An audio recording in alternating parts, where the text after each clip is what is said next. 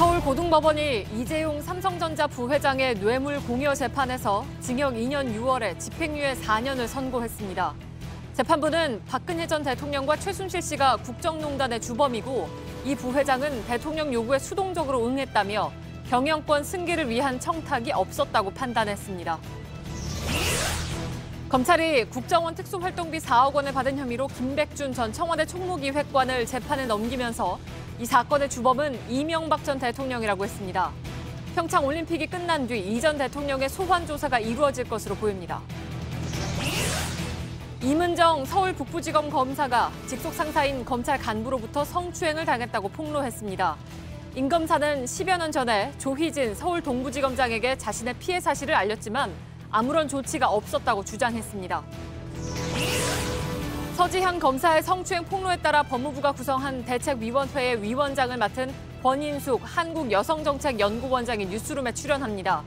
권 위원장은 80년대 부천경찰서 성고문 사건의 피해자였습니다. 성폭력 피해 사실을 밝히는 미투 운동이 이어지는 가운데 이번엔 방송국의 전직 프로듀서가 JTBC와의 실명 인터뷰에 나섰습니다. 그는 회사 측의 상사의 성희롱에 대한 문제를 제기하자 자신에게 돌아온 건 이유가 적시되지 않은 해고 통지서였다고 밝혔습니다. 지난해 강원랜드 채용비리 수사 과정에서 부당한 외압이 있었다는 현직 검사의 폭로에 대해 박상기 법무부 장관이 특임 검사를 임명하는 방안을 검토하겠다고 했습니다.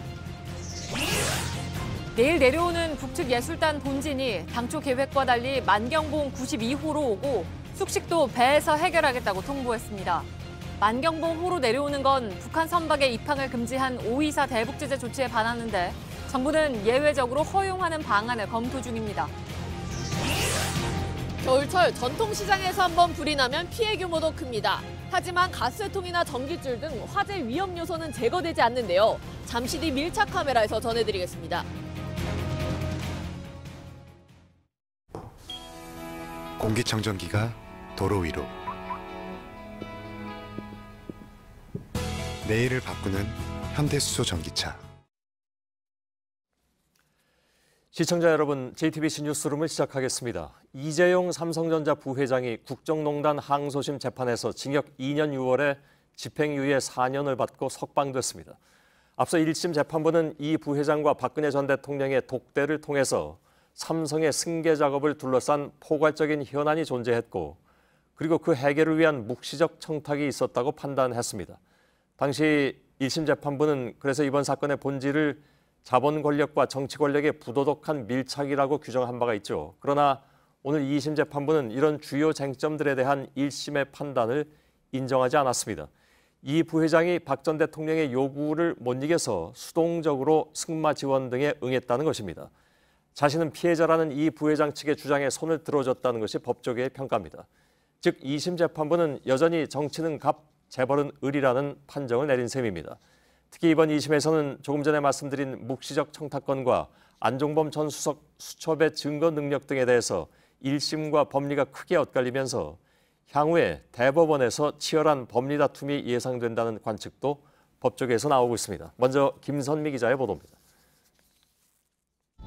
이재용 삼성전자 부회장이 오늘 항소심에서 징역 2년 6월에 집행유예 4년을 선고받고 석방됐습니다. 징역 5년의 실형이 선고됐던 1심과 달리 항소심에선 동계스포츠 영재센터에 낸 후원금 16억 원에 대한 뇌물죄와 재산을 해외로 빼돌린 혐의 등이 모두 무죄로 결론났습니다. 뇌물죄 중 유죄로 인정된 건 정유라 씨에 대한 승마지원금 36억 원입니다. 횡령으로 인정된 액수도 줄었습니다. 재판부는 박근혜 전 대통령의 요구에 수동적으로 응한 것이라며 책임이 이 부회장에게만 있다고 볼 수 없다고 했습니다.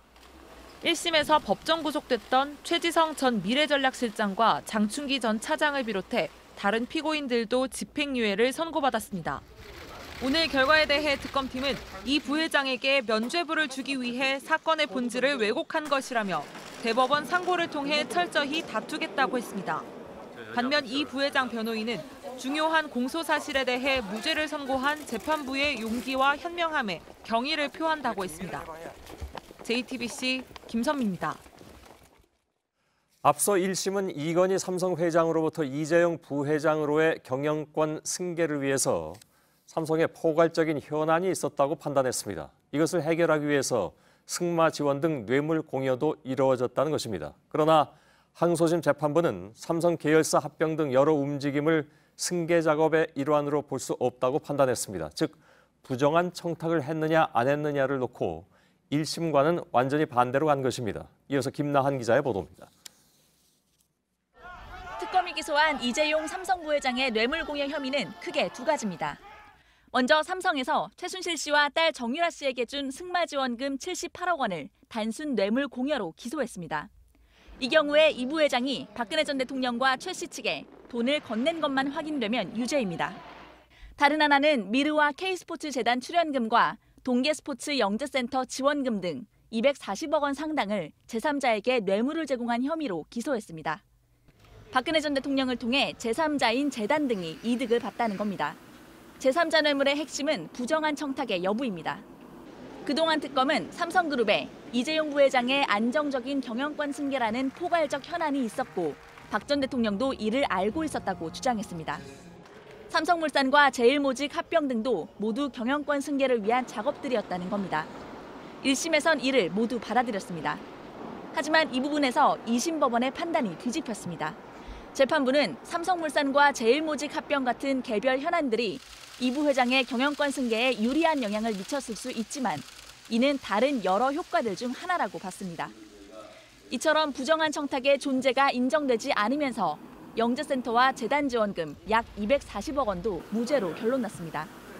단순 뇌물 공여로 인정된 승마 지원금도 1심과 달리 말 구입 대금 등을 빼고 삼성이 최 씨가 실제 소유한 코어 스포츠에 보낸 용역 대금 36억 원만 유죄로 봤습니다. JTBC 김나한입니다. 예, 이재용 부회장이 항소심에서 1심의 징역 5년보다 대폭 줄어든 징역 2년 6월에 집행유예 4년을 받고 풀려나면서 온종일 논란이 이어졌습니다. 취재기자와 함께 이 부분을 좀 짚어보도록 하겠습니다. 가현석 기자가 나와 있습니다. 오늘 유죄가 인정된 36억 원, 애초보다 한 절반 정도로 줄어든 거죠. 그렇습니다. 예. 그것도 사실 뇌물죄로 보면 큰 금액이라는 건 얘기는 뭐 전부터 있어 왔습니다. 그 정도 금액이면. 근데 1심보다 형량이 크게 줄어들게 된 이유가 어떻게 설명이 됩니까? 네, 크게 두 가지 이유를 들 수 있는데 먼저 첫 번째로 묵시적으로도 부정한 청탁이 없다고 본 점입니다. 예. 1심 재판부의 판단은 이랬습니다. 그 삼성이 독일에 있는 최순실 씨에게 이제 승마 지원금을 보내면서 어떤 구체적인 청탁을 박 전 대통령이 하진 않았다고 보면서도 유죄로 판단을 했습니다. 그 예. 이유를 살펴보면 박 전 대통령 또 이재용 부회장 모두 서로 말은 하지 않았지만 이 묵시적으로 경영권 승계가 목적이라는 동의가 있었다고 판단을 했기 때문입니다. 예. 그런데 이제 2심 재판부는 이 부분 자체를 아예 인정을 하지를 않았습니다. 이에 대해 재계와 삼성 측은 이렇게 얘기를 합니다. 특검 측이 기소하며 내세운 논리가 모두 깨졌다. 또 처음부터 무리한 수사였다. 이런 지적을 내놓고 있습니다. 예. 즉 박 전 대통령의 요구를 거절할 수 없었던 분위기 같은 것을 지속적으로 그동안에 진술을 해왔는데 독대 내용 등을 이렇게 예를 들면서 말이죠. 결국 그 전략이 통한 것이냐 이런 얘기들이 나오고 있는 것이죠. 근데 대개 이제 뇌물이 오갈 때 이런 걸 뭐 봐달라 이렇게 구체적으로 얘기하는 경우가 없는 경우도 있고 그래서 대법원에서는 그것을 묵시적 청탁을 판례로 인정한 예도 있긴 있다면서요? 네, 그렇습니다. 실제로 말씀하신 것처럼 대법원도 뇌물이 오갈 때 이제 노골적인 청탁이 오가는 경우가 굉장히 적습니다. 예. 따라서 노골적인 청탁이 없더라도 사실상 뇌물을 주고받은 이 행위를 처벌하기 위해서 이 묵시적 청탁이란 부분을 판례로 인정을 하고 있습니다. 예. 또 실제로 대통령직에 있는 사람이 재벌 총수와 독대를 하면서 어떤 노골적인 부탁을 한다는 것 자체가 어려워 보일 수도 있습니다. 예. 특히 법조계와 특검에서는 이미 항소심에서 이제 실형이 내려진 문영표 전 보건복지부 장관 그리고 홍완선 전 국민연금 기금운용본부장의 판결과 배치된다는 지적이 나오고 있습니다. 예. 이번 판결이 앞선 관련 판결들을 전부 무시했다는 것인데요. 만약에 묵시적인 청탁이 없었다면 두 사람이 보고서까지 조작하면서까지 삼성물산과 제일모직 합병에 무리해서 찬성할 이유가 없다. 이런 지적입니다. 예.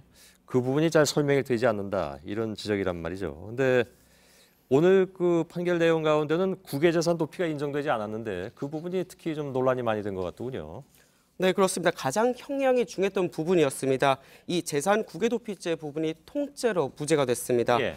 앞서 1심은 뇌물을 주기 위해 회사 돈을 횡령을 했고 또 이 돈을 해외로 몰래 보냈으니 재산 국외도피죄까지 이어진다 이렇게 판단을 했습니다. 예. 하지만 2심 재판부는 단지 뇌물을 주려 했을 뿐이고 재산을 해외로 빼돌리려 한 것은 아니라고 봤습니다. 예. 이에 대해 삼성 측은 이 재판 과정에서 재산을 국외로 도피시키려면 개인적인 이익이 발생을 해야 되는데 이 독일로 보낸 돈이 최순실 씨 일가를 위해 쓰였지 이 부회장을 위해 쓰여지진 않았다. 이렇게 재판 내내 주장을 해왔습니다. 예. 따라서 그것이 재산 도피는 아니다. 그렇습니다. 근데 법조계에는 또 다른 의견들도 있다면서요? 네, 그렇습니다. 삼성전자는 이제 정유라 씨에게 갈 돈을 삼성전자 승마단 해외 전지훈련 비용이다 이렇게 명목을 허위로 써서 예금 거래 신고서를 냈습니다. 예. 결과적으로 이제 뇌물을 주려다 보니 자연스럽게 그 과정에서 불법적으로 돈을 해외로 송금한 것인데요. 이를 뇌물 따로 또 재산 도피 따로 이렇게 따로 보는 것 자체가 의아하다는 말이 나오고 있습니다. 예. 오늘 재판부는 뇌물을 준 쪽보다 받은 쪽, 그러니까 박근혜 전 대통령 그리고 최순실 씨 쪽의 어떤 혐의를 훨씬 더 강하게 질타하기도 했습니다. 그런데 그럼에도 불구하고 판결은 좀 관대했다. 이런 지적은 동시에 나오고 있는 것이죠. 네, 그렇습니다. 항소심 재판부가 유죄로 인정한 뇌물 액수는 모두 36억 3,400만 원입니다. 물론 항소심 재판부가 밝힌 대로 통상적으로 뇌물을 준 쪽이 더 가볍게 처벌되는 건 맞습니다. 실제로 예. 법에도 그렇게 돼 있고요. 하지만 지금 액수가 몇 천만 원 단위도 아닌 36억 원입니다. 지금 이번 국정농단 관련 판결 중 하나를 좀 살펴보겠는데요. 예. 이 안종범 전 수석의 부인에게 명품 가방 등 5,900여만 원의 뇌물을 준 박채윤 씨라는 분이 있었습니다. 예. 근데 이분은 5,900만 원의 금품을 줬는데도 결국 징역 1년의 실형이 확정이 됐습니다. 법조계에서는 이 부회장의 경우와도 이 박채윤 씨와 비교했을 때 형평에 맞지 않는 것 아니냐 이런 지적도 나오고 있습니다. 예. 자, 이번 사건은 아무튼 대법원으로 가게 됐습니다. 아무래도 전원 합의체에서 맡을 가능성이 커지나요? 네, 그렇습니다. 이제 과거 삼성 에버랜드 사건 같은 경우는 1심과 2심 판결이 완전히 달랐죠. 그래서 예. 대법원에서 최종 결론이 내려진 바 있습니다. 당시에는 6대5로 이제 무죄 결론이 나왔지만 대법관들 사이에 치열한 법리 논쟁이 있었던 것도 사실이고요. 예. 이번 이재용 부회장 사건도 동일합니다. 1심과 2심이 똑같은 사실관계를 두고 전혀 다른 법리적 판단을 내렸기 때문에 대법원의 전원합의체의 판결로 새로운 정리가 필요할 것으로 보입니다. 예, 강현석 기자였습니다. 오늘 이재용 삼성전자 부회장은 353일 만에 석방됐습니다. 앞서 다소 긴장된 표정으로 법원에 도착한 이 부회장은 선고 직후에는 옅은 미소를 띠기도 했습니다. 김필준 기자의 보도입니다. 오늘 이 부회장은 다소 굳은 표정으로 법정에 들어섰습니다. 재판이 시작되자 침을 삼켰고 선고 중간엔 몇 차례 물을 마시기도 했습니다. 재판부가 재단 출연금 등이 뇌물이 아니라고 언급할 때는 고개를 들어 재판부를 응시했습여 이어 집행유예 결정이 나오자 이 부회장은 빠르게 법정 밖으로 나갔고 미소 띤 얼굴로 호송차에 올라탔습니다.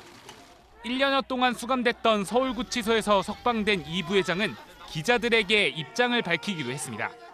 여러분들께 좋은 모습 못 보여드린 점 다시 한번 대단히 죄송하게 생각하고 있습니다. 1년 동안 저를 돌아볼 수 있는 정말 소중한 시간이 되었습니다. 앞으로 더 세심하게 살피고 열심히 하겠습니다. 이어 곧바로 이건희 회장을 찾아보러 간다며 구치소 앞을 떠났습니다. 박근혜 전 대통령 지지자들은 이 부회장의 출소길에 나와 배웅하기도 했습니다. 고생했어요. JTBC 김필주입니다. 오늘 2심 재판부는 이 부회장을 풀어주면서 박근혜 전 대통령에 대한 책임은 무겁게 강조했습니다. 국정농단 주범이 박 전 대통령과 최순실 씨라고 못 봤고 특히 부패 책임은 뇌물 제공자보다 수수자인 공무원에게 더 무겁게 묻는다고도 했습니다. 오늘 무죄로 판결한 이재용 부회장의 부정청탁 대신에 박 전 대통령의 강요를 더 부각시키는 모습이었습니다. 임지수 기자의 보도입니다.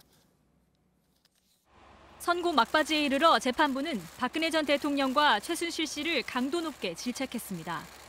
삼성 뇌물 사건의 주범은 대통령 지위와 권한을 타인에게 나눠준 박 전 대통령과 그 위세를 등에 업고 국정을 농단한 최순실 씨라고 했습니다.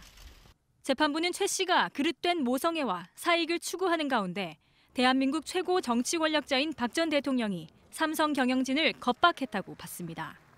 두 사람의 부정한 요구를 삼성 측이 거절하지 못했다는 겁니다. 그러면서 뇌물을 받은 공무원에 대한 비난이 가중돼야 한다고도 했습니다.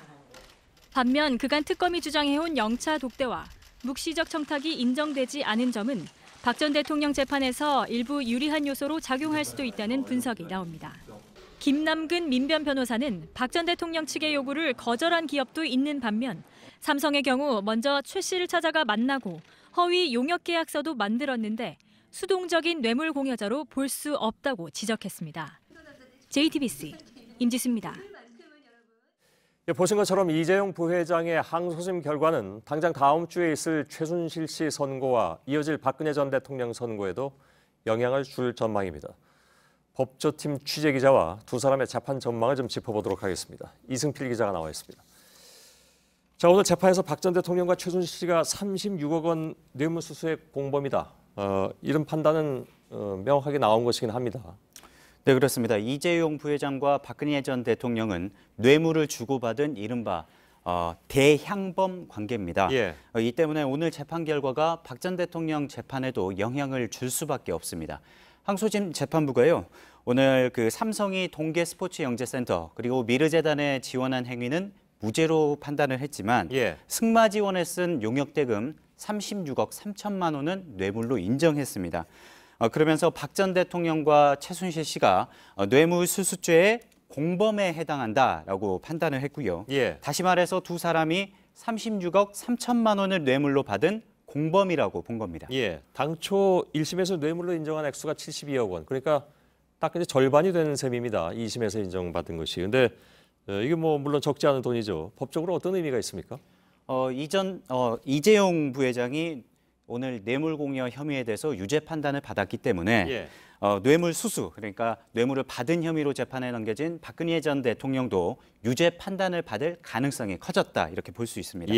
특히 뇌물을 받은 사람은 뇌물을 준 사람과 달리 특정범죄 가중처벌에 관한 법률을 적용받게 됩니다. 그러니까 가중처벌이 된다는 건데요. 받은 돈이 1억 원 이상이면 형이 무기징역 또는 징역 10년 이상의 형을 선고받을 수 있게 되고요. 5억 원을 넘을 경우에는 대법원 양형위원회가 권고하는 기준이 있는데 기본 형량이 징역 9년에서 12년으로 되어 있습니다. 1억 이상이면 법정형이 무기징역이나 징역 10년 이상이라면서요? 5억 원이 넘으면 왜 9년에서 12년입니까? 그러니까 무기징역 포함? 그거는 이제 그 대법원 양형위원회가 하는 양형 기준에 이제 가중 요소가 있습니다. 그것을 감안을 해봐야 되는데요.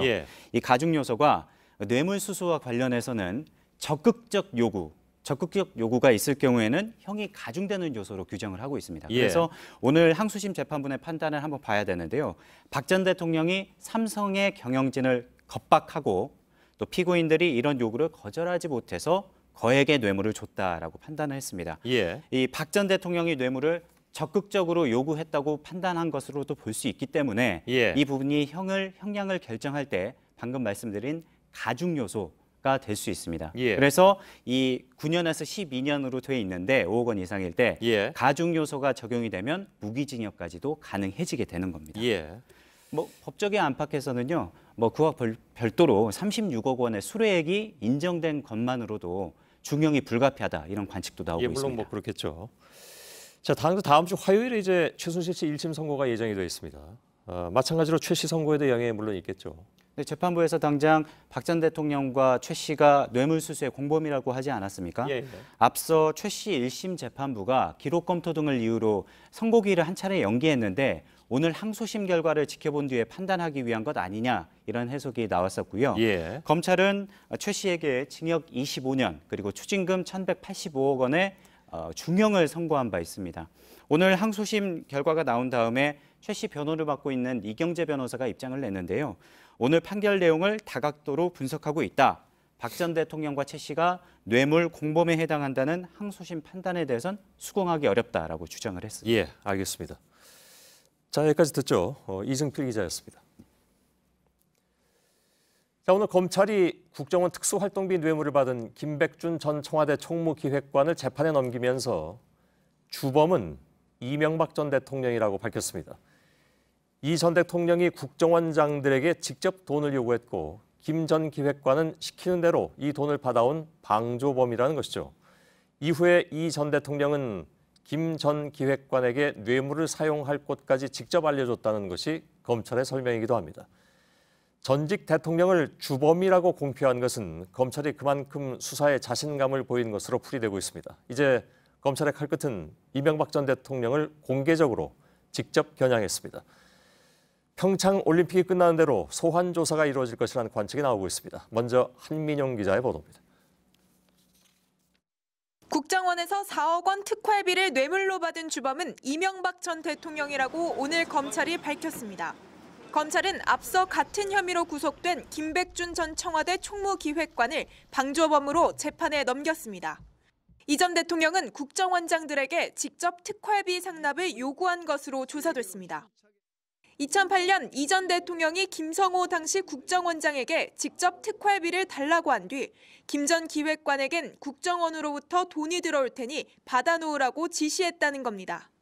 김 전 기획관은 청와대 인근에서 2억 원을 직접 받았는데 이후 김주성 당시 국정원 기조실장이 이 전 대통령과 독대해 향후 문제가 될 수 있다고 말한 것으로도 파악됐습니다. 하지만 이 전 대통령은 2년 뒤 원세훈 당시 국정원장에게 또다시 특활비 2억 원을 요구했습니다. 5만 원권 발행 전인 2008년엔 만 원권 2억 원어치를 캐리어에 담아야 했지만 2010년 5만 원권으로는 쇼핑백 2개면 충분했습니다. 검찰이 이 전 대통령을 사건의 몸통으로 결론 내리면서 이 전 대통령에 대한 직접 조사와 기소가 불가피해졌다는 분석이 나옵니다. JTBC 한민용입니다. 김백준 씨는 검찰 조사에서 이명박 전 대통령의 또 다른 뭉칫돈에 대해서도 털어놓은 것으로 JTBC 취재 결과 파악됐습니다. 어느 날 이명박 전 대통령이 부르더니 현금 3천만 원을 주면서 이명박 정부의 왕차관으로 불렸던 박영준 씨에게 주라고 했다는 것입니다. 국정원 특활비 뇌물 4억 원과 다른 이 현금 다발의 출처에 대해서도 의혹이 커지고 있습니다. 심수미 기자입니다. 김백준 씨는 4억 원의 국정원 특활비에 대해 이명박 전 대통령의 지시에 따라 자신은 관리만 했다고 진술했습니다. 청와대 총무기획관실에 있는 금고 2개에 나눠서 보관하다가 이 전 대통령이 청와대 수석에게 주라고 할 때마다 꺼내서 전달했다는 겁니다. 한 번에 많게는 수천만 원에 달하는 금액이 여러 명의 대통령 측근들에게 수고비조로 건네졌습니다. 그런데 김 씨는 자신도 출처를 알지 못하는 이 전 대통령의 뭉칫돈이 더 있었다고 검찰 조사에서 털어놨습니다. 이 전 대통령이 집무실에 불러 올라갔더니 현금 3천만 원을 건네면서 박영준 전 차관이 쓸 곳이 있으니 전달하라고 했다는 겁니다. 박 전 차관은 2009년 국무총리실 국무차장과 이듬해 지식경제부 2차관을 거치는 동안 왕 차관으로 불릴 정도로 핵심 실세로 꼽혔습니다. 김백준 씨는 이 전 대통령이 이 돈을 어디에서 마련했는지 또 왜 주라는지 모른 채 그냥 시킨 대로 전달했다고 진술한 것으로 파악됐습니다. 검찰은 이 전 대통령이 김백준 씨가 아닌 다른 창구로도 국정원 등에서 특활비를 불법으로 받았을 가능성을 염두에 두고 수사를 확대하고 있습니다. JTBC 심수희입니다. 검찰이 이명박 전 대통령을 국정원 특수활동비 상납 사건의 주범이라고 공표하면서 처벌 의지를 강하게 드러냈습니다. 소환이 임박했다는 분석이 나오고 있는데 검찰 취재기자 연결하겠습니다. 한민영 기자가 나가 있습니다. 김백준 전 기획관이 받은 4억 원 외에도 김희중 전 실장이라든가 김진모 전 비서관이 받은 특활비도 또 따로 있지 않습니까? 그러니까 규모가 한 1억 5천만 원 정도 되는데 그 돈만 따지면 이 부분에서도 이 전 대통령을 주범으로 보고 있습니까, 검찰은? 검찰은 구속기간이 끝나는 김백준 전 기획관을 재판에 넘기며 김 전 기획관이 받은 4억 원에 대한 판단을 우선 내렸습니다. 하지만 김희중 전 실장 역시 2011년 이명박 전 대통령 부부의 미국 국빈 방문을 앞두고 국정원 돈 10만 달러를 받아 김윤옥 여사 측에 전달했다고 진술했는데요. 따라서 이 전 대통령이 상납받은 것으로 의심되는 특활비는 최소 5억 원으로 불어날 전망입니다. 또 어제 재판에 넘겨진 김진모 전 비서관이 받아 민간인 불법 사찰 입막음용으로 썼다는 5천만 원에 대한 윗선 수사 역시 이어지고 있는데요. 지시자가 이 전 대통령으로 드러날 경우 5천만 원 수수에 대한 주범 역시 이 전 대통령이 될 것이란 분석이 나옵니다. 예. 아직 검찰이 그 부분에 있어서 이명박 전 대통령이 그 돈, 그러니까 1억 5천만 원에 대해서도 주범이다 이렇게 그 혐의를 완전히 두고 시작한 것은 아니죠. 그러니까 조사 좀 더 해봐야 된다는 얘기입니까? 네, 계속해서 조사를 해 나가야 되는 상황인데요. 일단은 김희중 전 실장 역시 2011년 당시 받아서 이를 자신이 사용한 게 아니라 김윤옥 여사 측, 즉 이명박 전 대통령 측에 전달했다고 확실히 진술하고 있고 또 이 부분에 대한 수사도 이미 이어졌기 때문에 여기 역시 수사가 이어지면 이명박 전 대통령이 주범이 될 가능성이 높은 것으로 분석이 나오고 있습니다. 예. 돈을 받아서 어디에 썼는가도 상당히 중요해 보이는데 검찰 수사에서 혹시 이 부분이 확인된 게 있는지요? 검찰은 김백준 전 기획관으로부터 특활비를 금고에 넣어 보관하다 이명박 전 대통령의 지시가 있으면 사용했다는 진술을 확보했습니다. 특히 김 전 기획관은 이 전 대통령 지시로 특활비를 수석들에게 나눠줬다는 등 사용처에 대해서도 세세히 진술한 것으로 파악됐는데요. 특히 검찰은 김 전 기획관 등의 진술을 토대로 이 돈의 사용처를 확인해 나가는 작업을 이어가고 있습니다. 예. 또 당시 어떤 수석들에게 돈이 전달됐는지를 확인하며 당시 수석들에 대한 추가 조사도 이루어질 전망입니다. 역시 이제 주목되는 것은 언제 소환 조사가 이루어질 것이냐. 언제쯤입니까? 아까 제가 3월이라고 말씀을 드렸는데. 네, 검찰은 평창 동계올림픽이 끝나기 전까진 특활비 추가 수사와 함께 이 전 대통령과 관련된 다스 실소유주 의혹이나 또 국정원과 군사이버사령부의 정치관여 의혹 등에 대한 수사를 이어갈 방침입니다.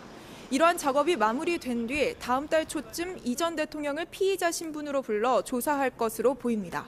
예, 한민용 기자가 전해드렸습니다.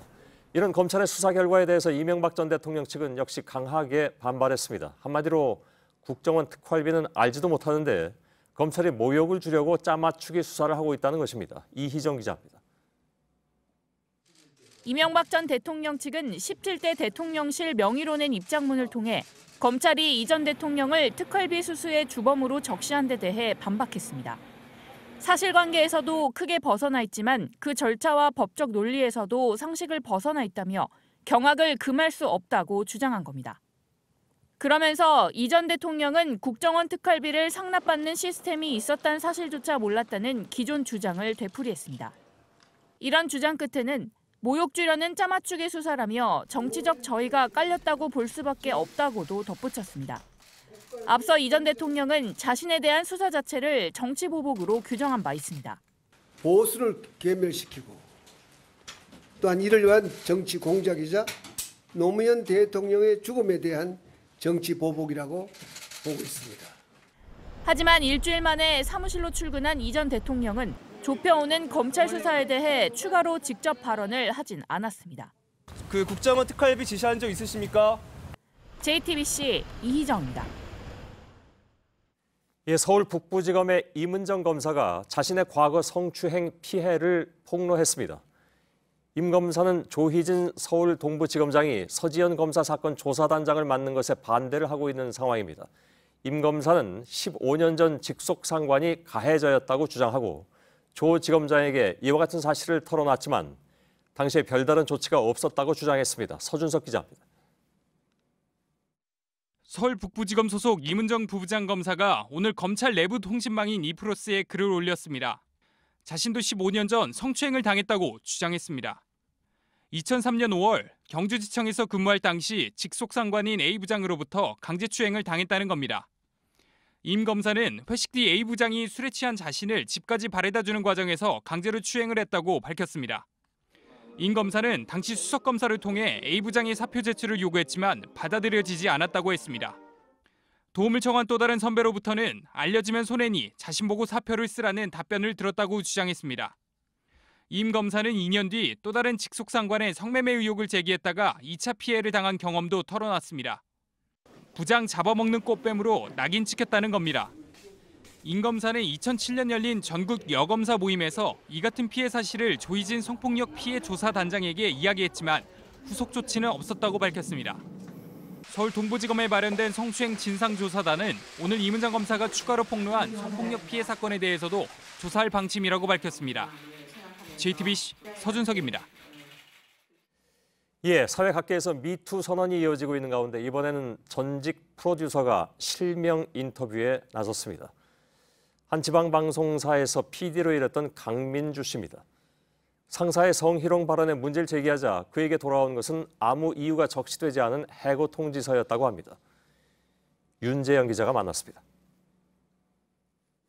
강민주 씨가 윤모 당시 보도국장으로부터 성희롱 발언을 들은 건 수습 PD로 입사한 직후부터였습니다.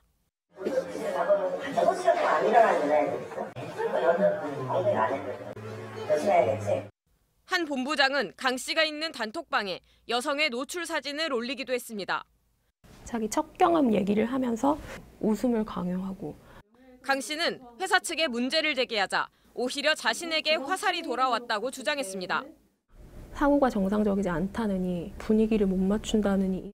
2016년 10월 수습 기간이 끝나자 회사는 강 씨에게 이유가 적시되지 않은 해고 통보서를 보냈습니다.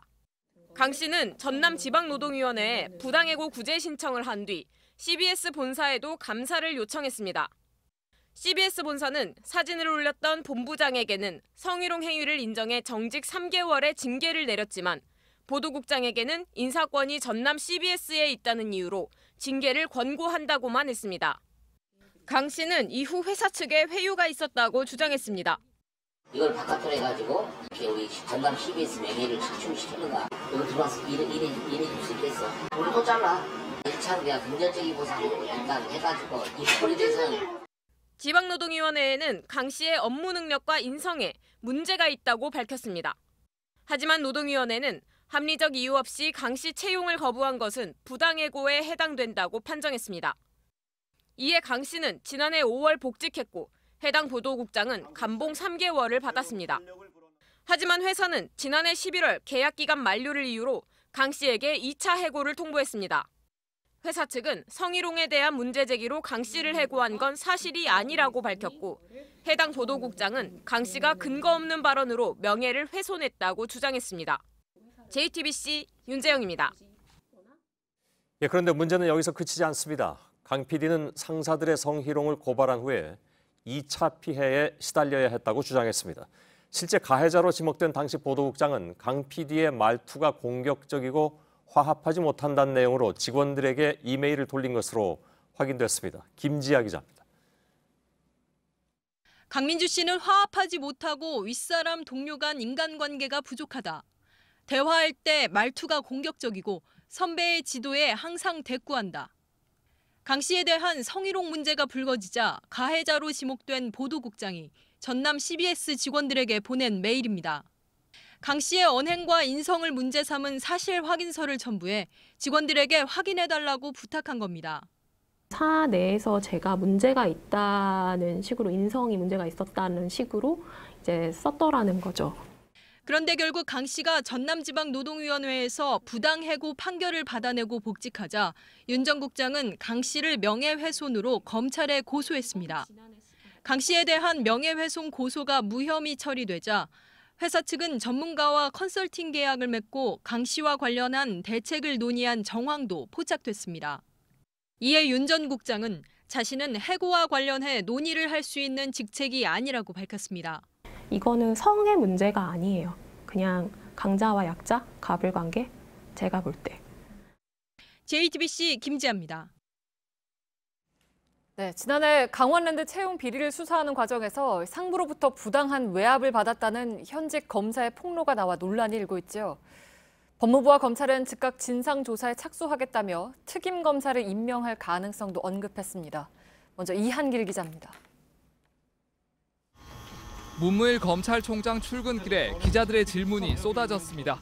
강원랜드 채용 비리 수사 외압 의혹은 어떻게 생각하십니까?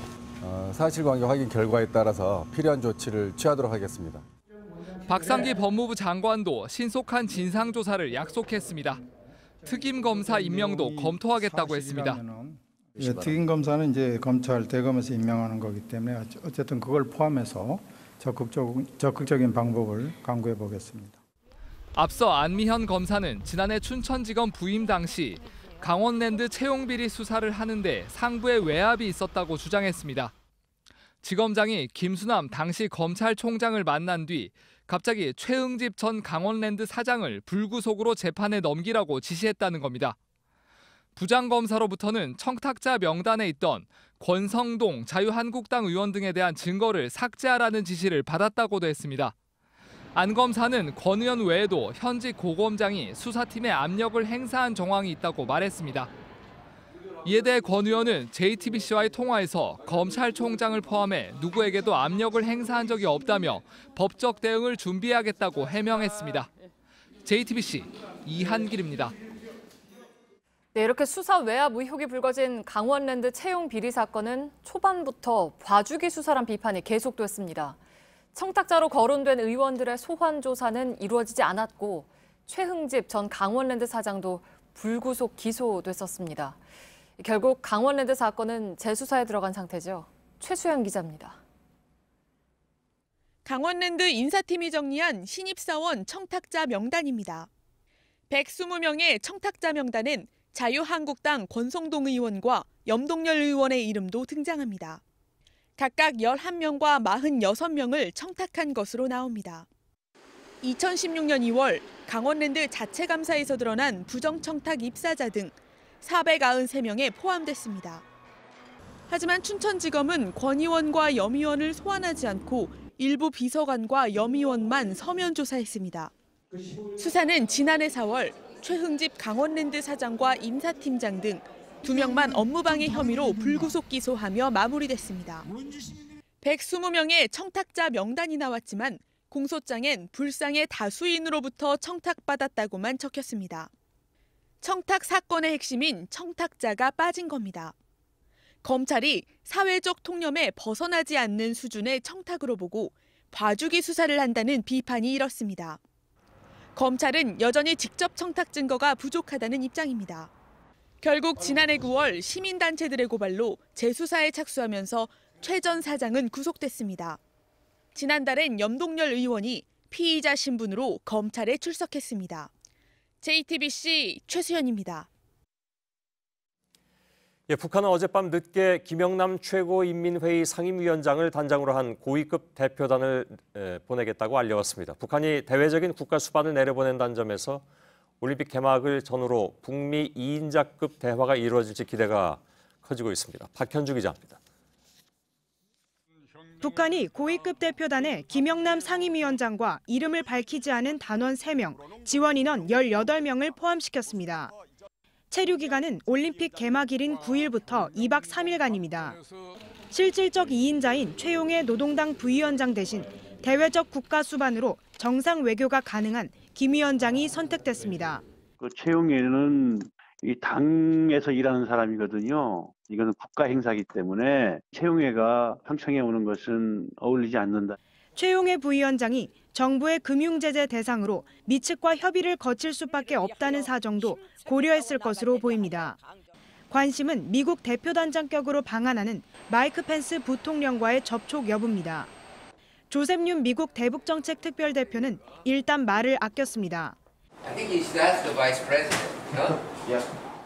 직접 접촉은 현실적으로 쉽지 않아 보이지만 두 사람은 개막식 전 리셉션 자리에서 조우할 수도 있습니다. 또 문 대통령이 펜스 부통령을 먼저 만나고 이후 김영남 위원장을 만나는 식의 간접 대화도 가능한 상황입니다. JTBC 박현주입니다.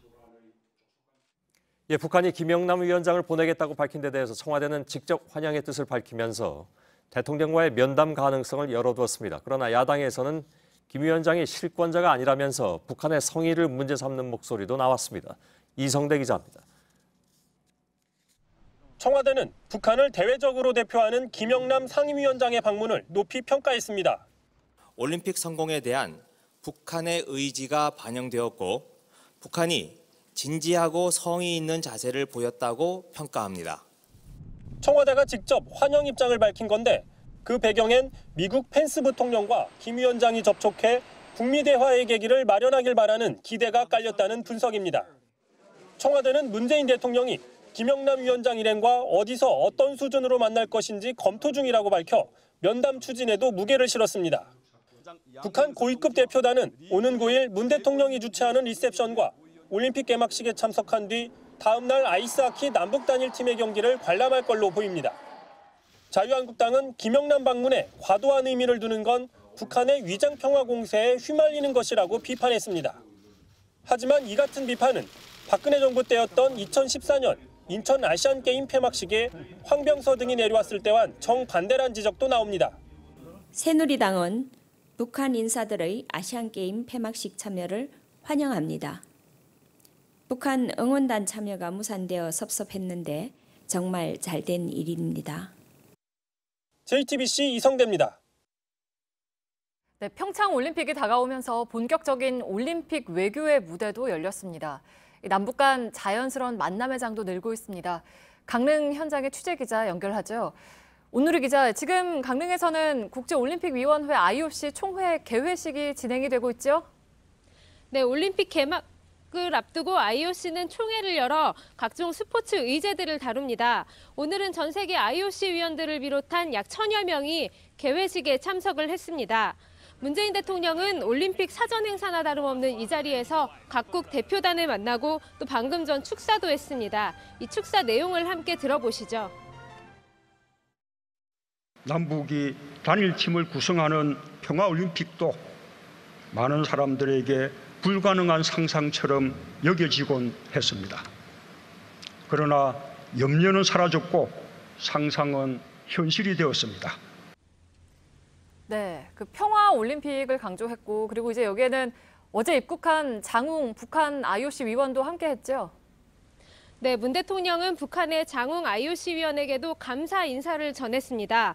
남북 선수단의 개회식 공동 입장, 또 남북 아이스하키 단일팀 이런 것들이 성사되면서 평창 올림픽이 새로운 지평을 열었다고 강조했습니다.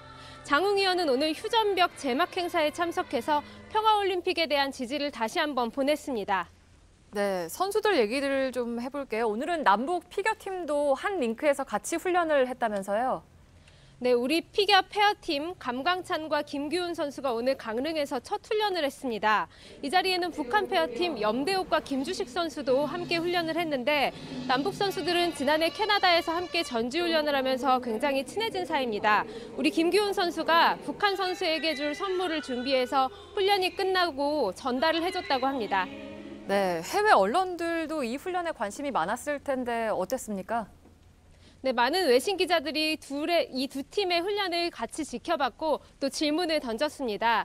이 북한 선수들은 늘 훈련이 끝나면 괜찮습니다. 이 한마디만 하고 믹스존을 지나가는데 이 한마디를 듣기 위해서 많은 취재진들이 엉키면서 혼란도 좀 있었습니다. 네, 그리고 이제 아이스하키도 남북 단일팀이 오늘부터 공개 훈련을 했죠? 네, 어제 스웨덴전을 마친 단일팀은 오늘 강릉에서 첫 훈련을 했습니다. 어제 경기에 뛰지 않은 선수들 위주로 훈련을 했는데 이 자리에서는 남북 선수들이 함께 사진을 찍고 또 장난을 치는 모습들도 볼 수 있었습니다. 굉장히 친해진 모습이었습니다. 네, 강릉에서 온누리 기자가 전해드렸습니다. 네, 북측 예술단 본진이 내일 내려옵니다. 그런데 당초 경의선 6로로 내려오겠다고 한 것과 달리 계획을 변경해서 만경봉 92호를 타고 내려오겠다고 통보해 왔습니다. 정부는 북한 선박의 입항이 5.24 대북제재 조치에 반하지만 예외적으로 허용하는 방안을 검토 중입니다. 김태영 기자입니다. 북측이 예술단 본진의 이동 경로와 숙소를 변경했습니다. 당초 내일 경의선 6로로 내려온다고 했는데 계획을 바꿔 만경봉 92호로 내려오겠다고 한 겁니다.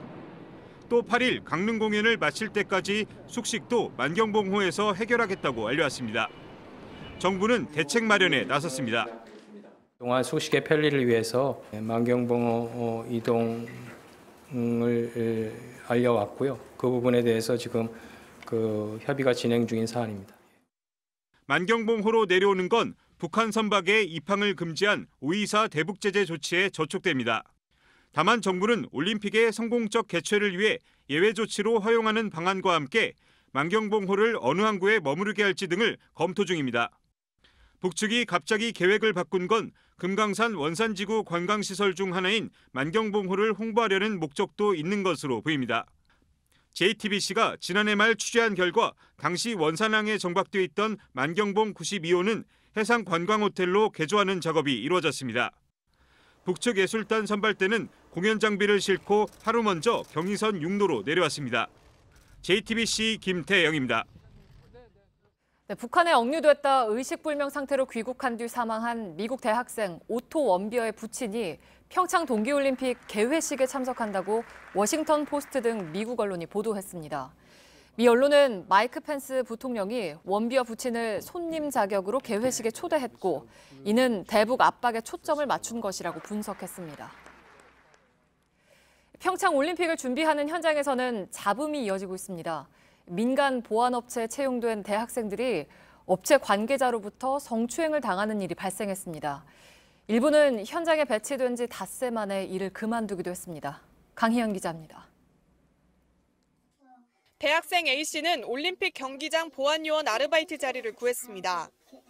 지난달 30일 현장에 배치될 때까지만 해도 경기장 가장 가까운 곳에서 일도 하고 돈도 벌 수 있다는 생각에 가슴이 벅찼습니다. 하지만 꿈은 하루도 안 돼 깨져버렸습니다.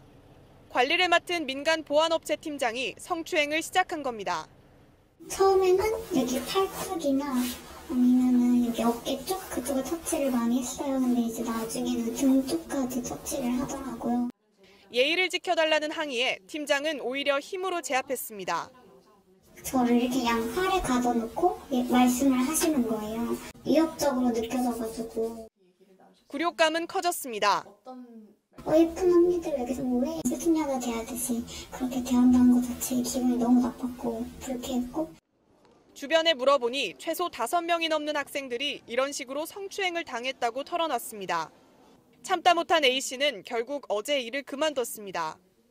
자원봉사자들이 운영하는 페이스북 페이지에는 또 다른 팀장에게 성추행당했다는 고발도 올라오고 있습니다. 논란이 커지자 해당 보안업체는 성추행을 한 것으로 지목된 팀장을 해고했습니다. 올림픽 조직위는 상황을 파악해보고 필요한 조치를 취하겠다고 밝혔습니다. JTBC 강희연입니다. 네, 직원들 숙소에서는 식중독이 돌고 있습니다. 지금까지 41명이 노로바이러스 감염 증상을 보여서 질병관리본부가 급히 역학조사에 들어갔습니다. 그동안 불결한 위생 상태를 계속 지적했지만 별다른 조치가 없었다고 합니다. 서효정 기자입니다. 싱크대에 밥풀이 묻어 있고 설거지 안 된 숟가락들이 놓여 있습니다. 식수대엔 사용 금지 팻말이 붙었습니다. 강당에선 길게 줄을 선 직원들을 대상으로 질병관리본부의 역학조사가 진행 중입니다. 이 숙소에 머물던 경기장 보안 직원들이 어젯밤부터 복통을 호소하는 등 집단 식중독 증상을 보이고 있기 때문입니다. 구토가 너무 심해가지고 하루에도 아침에 3-4번씩 하다가 어제도 많이 참다가 겨우 간 거거든요. 노로바이러스 감염 추정 증상입니다. 일부는 확진 판정을 받은 것으로 알려졌습니다. 예견된 사태였다는 증언도 나왔습니다. 물에서 썩은 냄새가 난다고 여러 차례 알렸지만 아무런 조치가 없었다는 겁니다. 조직위는 이 숙소에 머무는 직원들 업무를 중단시키고 증상을 보인 직원을 격리 조치했습니다. 하지만 대체 인력이 제때 도착하지 못해 경기장에서 밤샘 근무를 한 직원들이 오늘 아침 6시간 넘게 추가 근무를 서야 하는 등 혼선이 계속됐습니다. 거의 18시간 정도 근무를 한 상태예요. 도시락 제공해줘서 그거 먹고. 게다가 다른 숙소를 쓰는 안전요원들도 이 숙소에서 이틀간 교육을 받았기 때문에 감염 환자가 더 늘어날 가능성도 남아 있습니다. JTBC 서유정입니다. 네, 지난해 9월이었습니다. 철원 육사단에서 도로를 지나던 병사가 사격장에서 날아온 총탄에 맞아 숨지는 일이 있었습니다.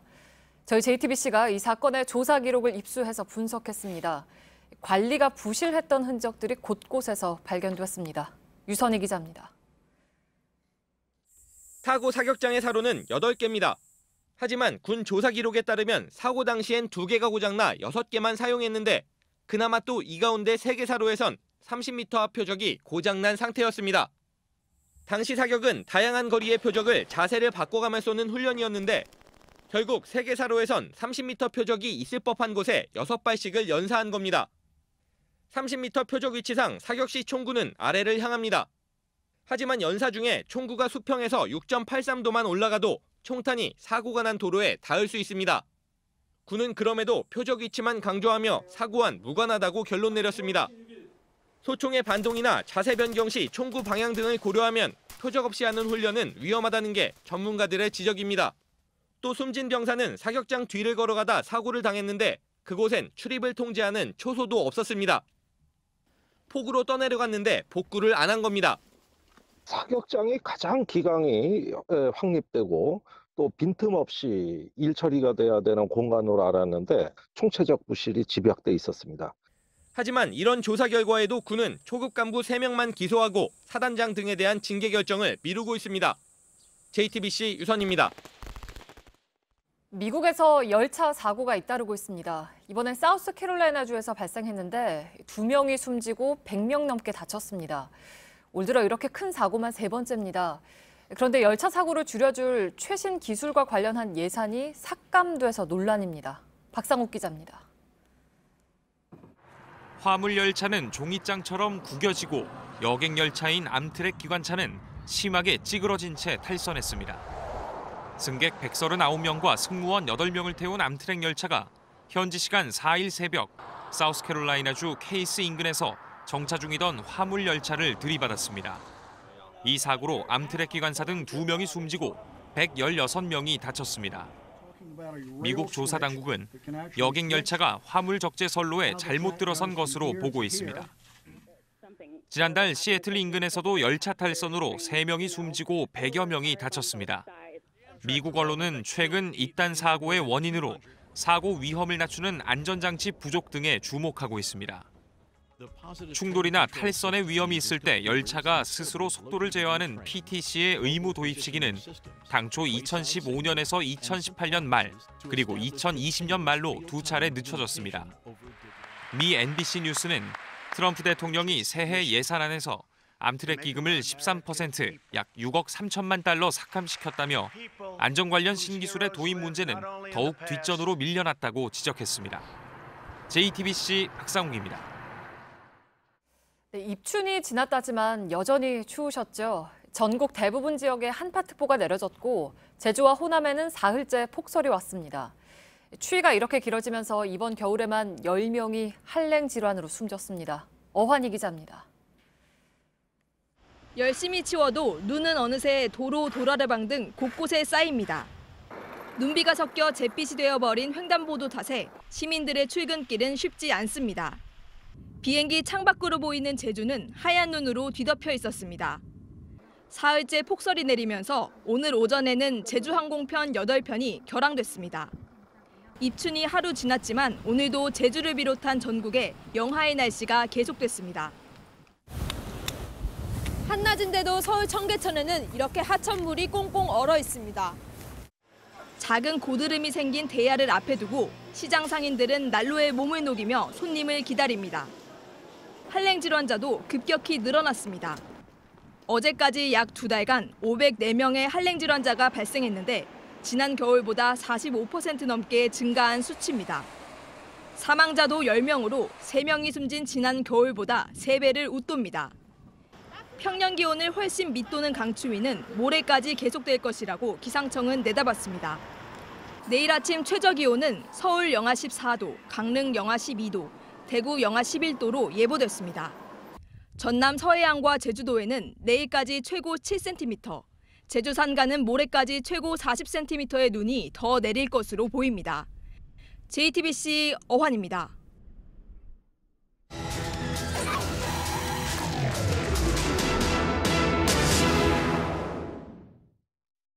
네, 최근 화재 사고가 잇따르면서 여기저기에서 소방 안전 점검을 하고 있죠.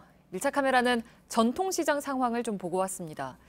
가까이 붙어있는 점포들 사이로 전깃줄이 얽혀 있고 불쏘시개가 될 만한 물건들이 널려 있고 위태로운 곳이 많았습니다. 구혜진 기자입니다. 시뻘건 불길이 시장을 집어삼키자 상가의 뼈대만 보입니다.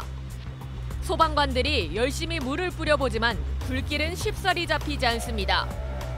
전통시장에서 발생하는 화재는 점포들이 밀집한 구조로 인해 피해 규모가 더 큽니다. 실제 올겨울 잇따라 발생하고 있는 전통시장 화재는 지난 몇 년간 꾸준히 증가하는 추세입니다. 한 1,000만 원 들 것 같아요. 싹 버리고 다시 해야 되거든. 인명피해가 없어서 이제 그걸 다행으로 치고 위로를 삼는 거죠. 지난 5년간 전통시장 화재 절반이 누전이나 합성 같은 전기 설비의 문제인데 시설이 노후화돼 화재가 잦아졌다는 분석이 나옵니다. 지난달 불이나 18개의 점포가 타버린 청량리 전통시장입니다. 이 위쪽에 슬레이트 지붕은 불에 타서 구겨져서 내려앉아 있고요. 이 안쪽에는 물건을 담았던 상자들도 탄 흔적이 아직도 남아 있습니다. 이 화재를 겪고 난 뒤 화재의 위험은 제거가 됐는지 지금부터 알아보겠습니다. 바로 옆 점포를 비롯해 전깃줄이 어지럽게 얽혀 있는 곳을 쉽게 찾을 수 있습니다. 전깃줄에 앉은 먼지는 누전으로 생긴 작은 불꽃도 화재로 이어지게 만들 수 있습니다. 식당이 밀집해 있는 시장의 한 골목입니다.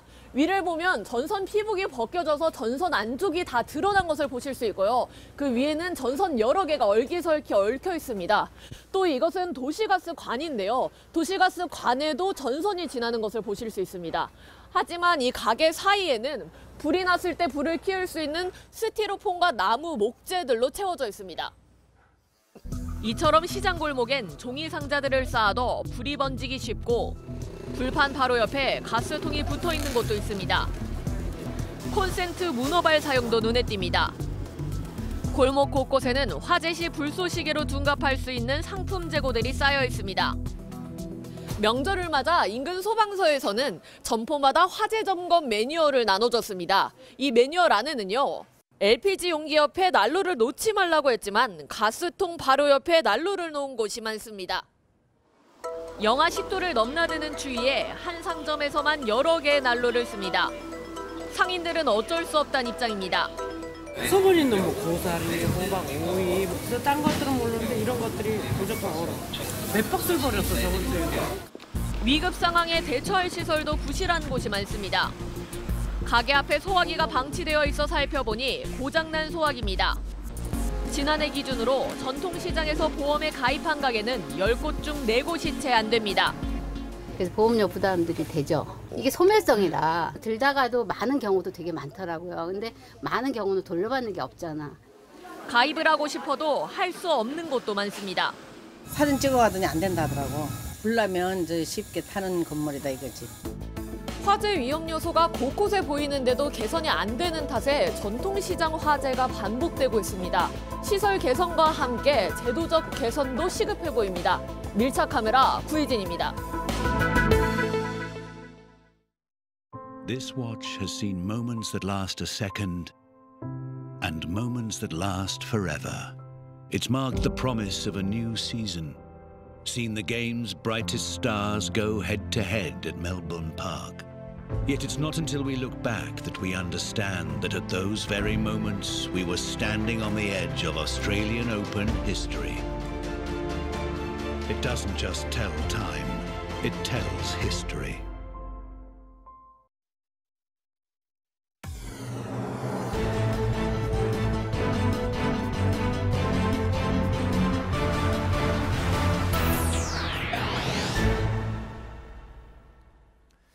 뉴스룸의 앵커 브리핑을 시작하겠습니다. 권양.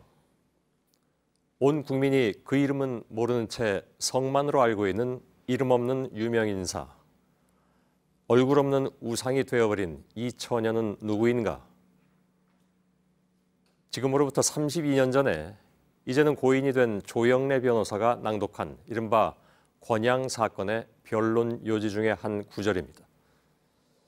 당시 권양이라 불렸던 그 이름은 권인숙. 그는 1986년 부천서 성고문 사건의 피해자였습니다. 수없는 망설임 끝에 다신 되새기고 싶지 않은 그 순간을 꺼내놓았으나 권위주의 정권은 사건을 은폐하려 시도했고 보도지침을 통해서 언론을 옥죄었습니다. 어떻게 다 큰 처녀가 자기가 당했다는 사실을 남에게 내세울 수 있느냐? 지극히 보수적이었던 사회 분위기 역시 한 몫을 거들었죠. 권양. 공권력의 불의를 고발했던 22살의 권인숙은 자신의 이름이 아닌 성씨와 성별로만 세상에 알려졌던 것입니다. 견고해 보였던 세상의 벽. 그때 그의 손을 잡았던 사람들이 있었습니다. 이 사건은 변호사들이 나서서 고발인이 돼야 한다. 변호사 조영래를 비롯한 199명의 변호인단은 현실을 외면하지 않았습니다. 그들은 끈질긴 법정 투쟁 끝에 가해자인 경찰을 구속시켰으며 마침내 1990년에는 국가를 상대로 한 소송에서 승소하기에 이릅니다. 서지현 검사가 추행을 당했던 그 시간, 그 자리에 함께한 검사들에 대한 참고인 조사가 진행될 예정이라고 합니다. 피해자는 분명히 존재하지만 가해자는 부정하고 목격자는 존재하지 않는 것이 대다수의 성폭력 사건이라는데 그들은 보지 못했을까? 혹은 외면했을까? 아니면 보고도 그냥 두었을까? 32년 전에 권인숙은 이미 10년 전 한 언론 인터뷰를 통해서 이렇게 말한 바가 있었습니다. 나는 구시대의 인물이다. 이제는 세상이 좀 달라져야 한다는 당위와 소망을 품고 있었을 그 말. 그러나 지금 그가 만나고 있는 세상은 그가 만날 또 다른 권인숙, 서지현은 그때의 자신과는 다른 모습일까? 32년 전 조영래 변호사가 며칠 밤을 새워가며 써냈던 당시의 그 변론문은 또한 이렇게 말하고 있습니다. 국가가, 사회가, 우리들이 그녀에게 무엇을 하였으며 지금까지도 하고 있는가? 오늘의 앵커 브리핑이었습니다.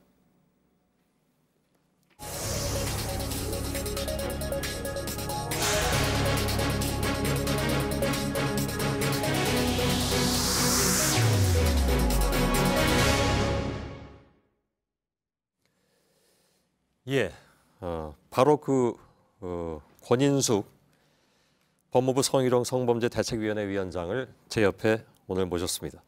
아시는 것처럼 법무부가 지난주에 급히 대책위원회를 꾸렸고 앞서서 앵커 브리핑에서 말씀드린 권인숙 한국여성정책연구원장을 위원장에 선임을 했죠.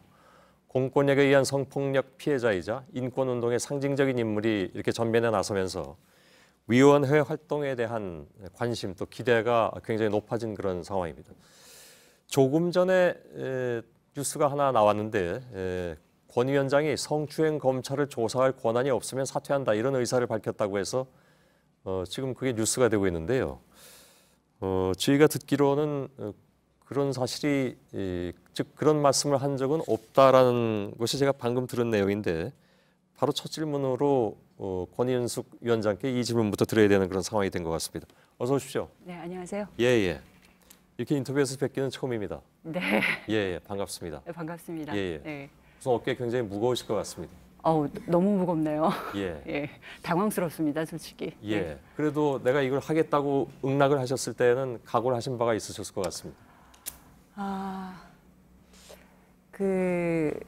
저에게 요청하는 것이 굉장히 용기 있다고 생각했습니다. 예. 그러니까 제가 이거를 허투루 할 사람은 아니라는 거를 아마 여러모로 생각할 수밖에 없는 상황이었을 텐데 이 박상기 법무부 장관이 이번 문제에 대해서 좀 진지하게 대하겠다는 의지라고 생각을 했고 그리고 제가 이제 지금 한국여성정책연구원장으로 이 공공의 이익을 위해서 일하고 있잖아요. 그래서 지금은 어차피 나섰으니까 이 책임도 맡아야 되겠다라는 생각을 했습니다.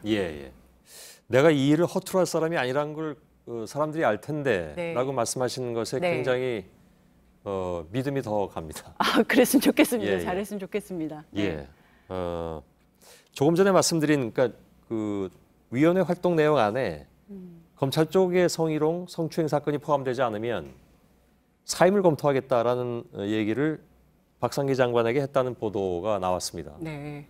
그러니까 지금 이제 잘 모르시는 분들을 위해서 이 법무부에서 만든 대책위원회이기 때문에 법무부에서 만든 대책위원회입니다. 그래서 이게 검찰 쪽까지 그야말로 이제 다 조사하고 통제할 수 있느냐 하는 문제. 검찰은 지금 또 조사단이 있으니까요. 그렇죠. 조사단이 있으니까 수사와 조사를 그쪽에서 하고 있는 거죠. 그래서 근데 거길 저 법무부 대책위에서 통제할 수 없다면 내가 이 일을 할 수 없지 않느냐라고 해서 그때는 난 사임하겠다는 말씀을 하셨습니까? 아니, 법무부가 기본적으로 이제 검찰을 관리하고 지시하고 이제 보고를 받는 그런 그렇죠. 입장이고요. 예. 그 위원회는 이제 장관님을 통해서 그 계속적으로 지속적으로 보고를 받으면서 그 사건과 관련해서 조사 사항이나 진행 사항에 대해서 계속 검토를 할 수밖에 없고요. 예. 그리고 그 필요하다면 뭐 단장을 직접 만날 수도 있는 거고요. 그래서 전반적으로 저희가 뭐 할 수 있는 영역이 어떻게 한계가 지어질지 모르지만 예. 이 법무부 산하에 있는 위원회로서의 역할 속에서 그거를 저는 감당해야 된다고 생각했고 예. 그래서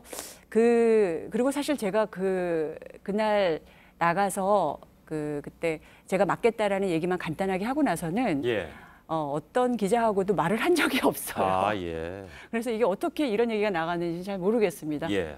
아마 검찰 쪽이 이른바 셀프 조사를 한다는 그런 비판이 있으니까 네. 권인숙 위원장께서 그 부분까지도 좀 강하게 좀 참견을 해주셨으면 하는 네. 희망이 섞인. 저도 그런 의지를 지금 많이 이제 그런 국민들의 의지나 이런 것들을 많이 경험하고 있고요. 예. 그래서 정말 잘해야 되겠구나라는 생각을 하고 이 위원회 활동을 거기에 맞춰서 정말 잘하고 요구도 해야 된다고 생각하고 있습니다. 알겠습니다. 네. 그러니까 뭐 이거 안 되면 난 사임한다 이런 그런 건 아니죠. 그런 얘기를 하는 그 팩트 자체는 없는데 그렇죠. 다만 그럼에도 불구하고 그 정도의 각오는 갖고 임하시겠다. 그렇죠. 예, 그런 각오는 하고 이제 임해야 되는 문제인 것 같습니다. 예. 네. 알겠습니다.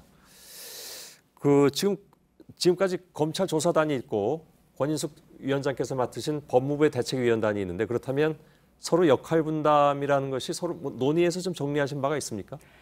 논의에서 정리한 건 일단 이제 애초부터 그러니까 조사단이 떴기 때문에 저희는 일단 이 진행되는 방향에 대한 보고를 받고 보고를 받으면서 거기에서 뭐가 잘못됐거나 아니면 궁금하거나 의견을 제출해야 될 부분이 있으면 그거를 일단 장관님을 통해서 일단 제출을 하고요. 필요하다면 뭐 직접 만나기도 하고 그러면서 관여를 해야 되지 않나라고 생각을 하고 있습니다. 예, 알겠습니다. 이 생리를 제가 조금 더 알면 뭐 좀 더 다른 방법들을 많이 찾아볼 수도 있겠죠. 예. 네. 박상기 법무장관의 역할이 그만큼 커질 수밖에 크겠죠. 없는 그런 상황이 되었고요. 네. 그 셀프 조사 의혹이 없도록 조사하겠다라는 것이 검찰의 지금까지의 입장인데 그렇죠. 그 방법론으로 자신들의 조사단 상위 기구로 민간 위주의 어떤 그 위원회를 두겠다 이런 얘기가 나왔습니다. 그러면 그걸로 그냥 셀프 조사는 완전히 해소가 되는 것이냐? 그렇지 않고 지금 위원장을 맡고 계신 법무부의 대책위원회하고는 어떻게 되는 것이냐 하는 그 부분을 한 번 더 질문을 드리고 싶은데요. 그 위원회는 아직 내부에서 논란이 많은 거로 알고 있고요. 그래서 어떻게 구성되는지 어떻게 될지 그거는 좀 더 지켜봐야 될 문제인 것 같습니다. 그리고 일단은 뭐 법무부 장관이나 저도 그리고 뭐 검찰도 마찬가지라고 생각하고요. 일단 이 부분이 제대로 돼야 되는 것이 지상 과제인 만큼 거기에 맞춰서 대응해야 되지 않나 싶습니다. 근데 현재로서는 지금 제가 이제 아직 뭐 구성된 것도 아니고 뜬 것도 아니기 때문에 뭐라고 말씀을 드릴 수는 없을 것 같습니다. 뭐 그 상황은 충분히 이해를 할 수 있을 것 같습니다. 다만 이제 뭐 아시는 것처럼 법무부든 또 특히 검찰 같은 경우에는 뭐랄까 그 내부 논리들이 참 많이 있잖아요. 그럴 수 있죠. 잘 아시는 것처럼. 그래서 이른바 이제 그 내부의 어떤 그 기득권들에 의해서 이런 조사가 과연 이제 제대로 잘 흘러갈 수 없게 한다라든가 이런 우려들을 많이 하는 것 같습니다. 그렇습니다. 그 부분에 대해서 혹시 그래서 아직 위원장께 이제 뭐 출범도 정식으로 안 했으니까 그런 여러 가지 그 저간의 속사정 같은 것들이 잘 보고가 안 된 것이 아니냐 하는 우려들도 하는 것 같습니다.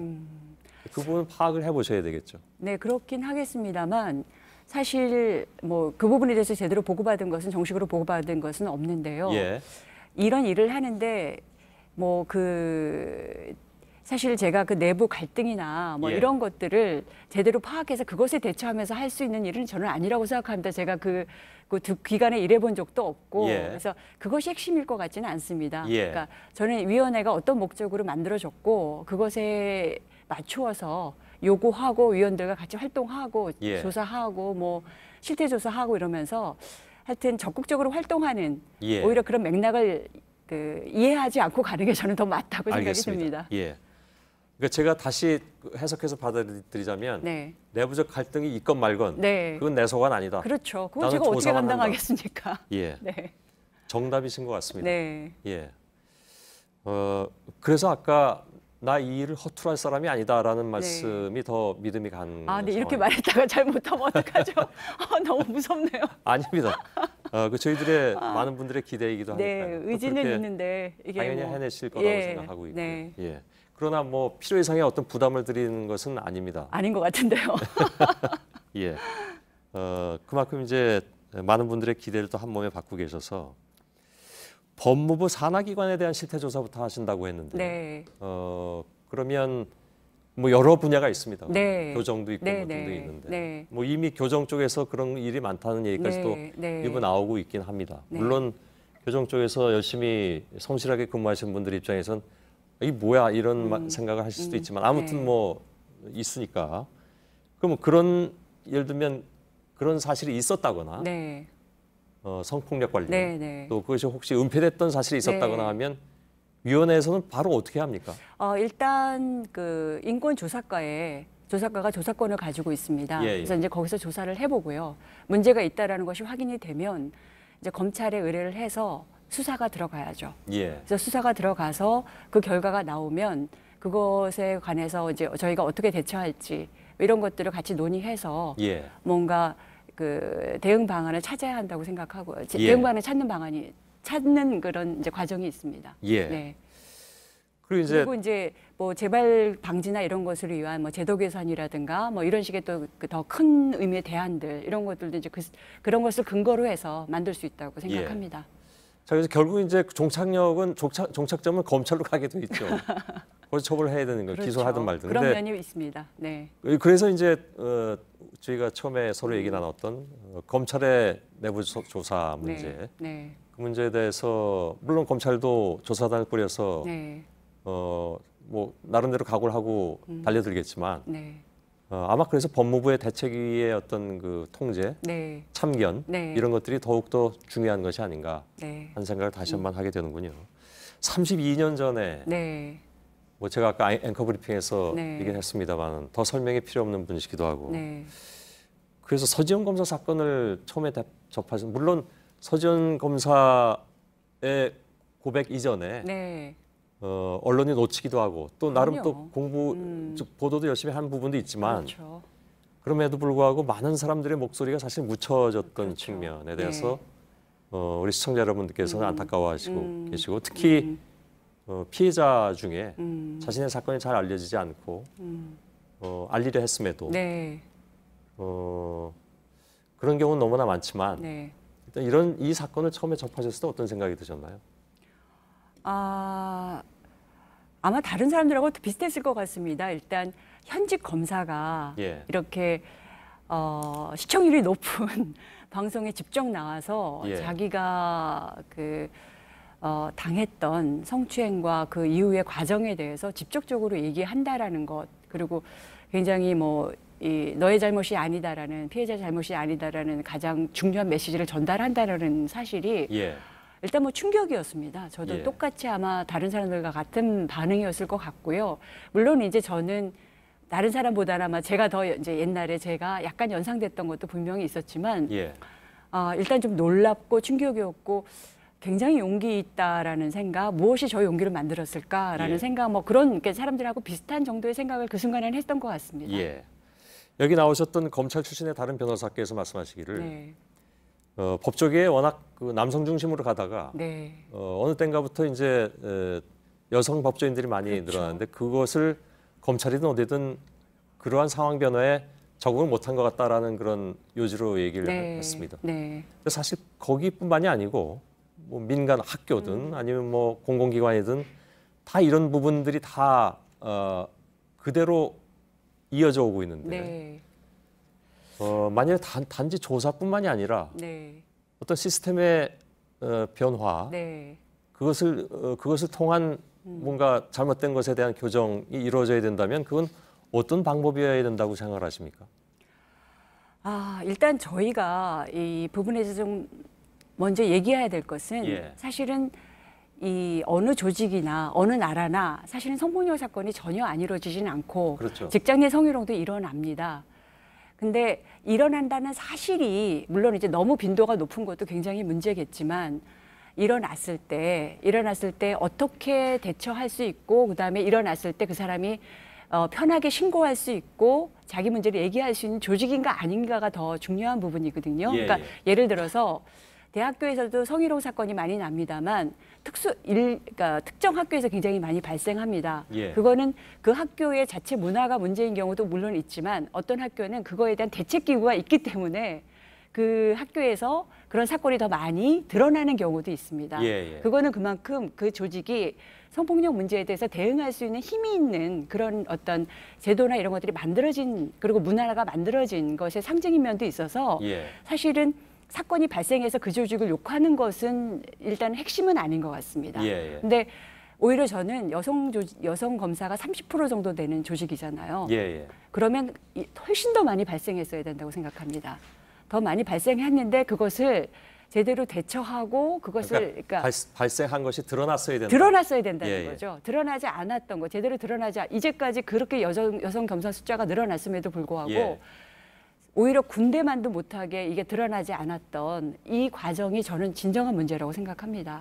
그래서 그 과정, 그러니까 신고할 수 있고 그것이 그 조직원이 그 자기의 어떤 조직의 문제, 조직의 윗사람이 자기를 성추행한 사실을 얘기해도 그냥 정상적으로 승진하고 뭐 살아나가고 그다음에 조직원으로서 인정받고 능력을 인정받고 이럴 수 있는 구조가 되는 것 그런 식의 시스템을 만드는 게 저는 가장 중요하다고 생각합니다.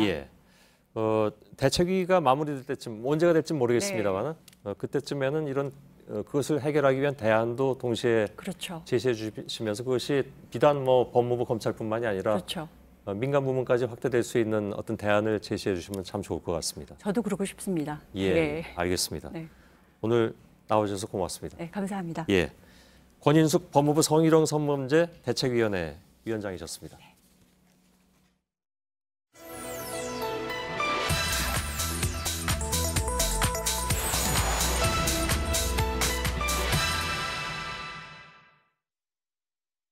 네, 어제 공개된 여자 아이스하키 남북 단일팀의 유니폼입니다. 단일팀 국호 논란에 이어서 이 유니폼에 대한 또 다른 루머들이 난무하고 있습니다. 이번엔 인공기를 본떠서 만들었다라는 내용입니다. 팩트체크팀은 단일팀 유니폼이 어떤 과정을 거쳐서 만들어졌는지 국제연맹을 통해서 확인했습니다. 오대영 기자, 뒤로 보이는 게 지금 문제의 사진들인 거죠? 맞습니다. 왼쪽부터 보시죠. 인공기 유니폼이라는 표현으로 온라인상에 떠돌고 있습니다. 단일팀 유니폼이 청색, 적색, 백색이 혼합이 되어 있는데 이게 인공기와 똑같다는 주장입니다. 그리고 오른쪽 사진은 유니폼의 다리 부분이 확대가 되어 있습니다. 인공기 문양과 색상으로 도배됐다고 말하고 있습니다. 우리가 북한을 의식해서 이런 경기복을 만들었다는 얘기인데요. 모두 거짓 정보입니다. 네, 그러면 유니폼이 어떤 과정을 거쳐서 만들어진 겁니까? 우선 이 유니폼은 우리가 만든 게 아닙니다. 그리고 북한이 관여한 것도 아닙니다. 국제 아이스 하키 연맹이 디자인을 했습니다. 이 연맹은 기존의 남북 대표팀과 구분하기 위해서 한반도기와 코리아를 새겨 넣은 4개의 시안을 마련했습니다. 이를 남북에 제안을 했고 지난 1월 20일에 양쪽 모두 동의한 게 바로 이 유니폼입니다. 한국 대표팀이 입던 그 경기복과 거의 같다는 걸 국제연맹의 이 도안으로 쉽게 확인을 할 수가 있습니다. 네, 그러니까 이게 이제 저희가 국제연맹을 통해서 입수했다는 유니폼 도안인 거잖아요. 이거 하나만 봐도 명백하지 않겠습니까? 네, 그리고 저 팔다리 부분 있잖아요. 저 팔다리 부분도 우리 대표팀이 써오던 겁니다. 2016년 한국 대표팀 유니폼의 도안입니다. 이번 단일팀 유니폼과 똑같습니다. 우리 선수들은 이 유니폼을 입고 2016년 말부터 국제대회에 참가해왔습니다. 오늘 대한아이스하키협회는 광범위하게 퍼진 이 거짓 정보들로 문의 전화가 폭주해서 업무 수행이 어려운 상황이라고 말했습니다. 네, 근데 이제 이런 거짓 정보들이 남북 단일팀뿐만이 아니라 한국 대표팀에게도 이제 퍼지고 있다는 건데 쇼트트랙 대표팀의 헬멧을 문제 삼고 있다면서요? 네, 사진 한 장 보여드리겠습니다. 바로 이겁니다. 헬멧에 청색 그리고 적색, 백색 바탕이 돼 있고 호랑이 무늬가 새겨져 있습니다. 이걸 두고 인공기의 백두산 혈통의 상징인 호랑이를 넣은 것이라는 거짓 정보가 돌고 있습니다. 헬멧 규정은 단조롭다는 이유로 2016년에 바뀌었습니다. 단색 민무늬 대신에 자유로운 형식을 쓸 수 있게 됐습니다. 우리 대표팀은 지난해부터 이 헬멧을 썼습니다. 북한의 평창 올림픽 참가와는 무관합니다. 네, 그리고 또 하나는 이 북한 선수단이 인공기를 숙소에 걸어둔 걸 두고도 말들이 많다면서요. 네, 국가보안법 위반이 아니냐 네. 뭐 이런 얘기들이 있거든요. 그 역시 사실이 아닙니다. 인공기는 올림픽 기간에 제한적으로 허용이 됩니다. 선수촌, 경기장, 시상식장에서만 쓸 수 있습니다. 대법원의 판례도 문화체육 행사에서 통상적으로 이루어지는 행위는 국보법 위반으로 보지 않습니다. 네, 전례도 있잖아요. 과거에 우리가 개최했던 대회에서도 마찬가지였죠. 네, 2003년에 부산 아시안게임 있었고요. 2004년에 대구 하계 유니버시아 대회 때도 마찬가지였습니다. 네. 그리고 이건 2014년 인천 아시안게임 때인데요. 북한 대표팀 숙소의 모습입니다. 이렇게 곳곳에 인공기가 걸려 있는 걸 볼 수 있습니다. 네, 오대영 기자였습니다.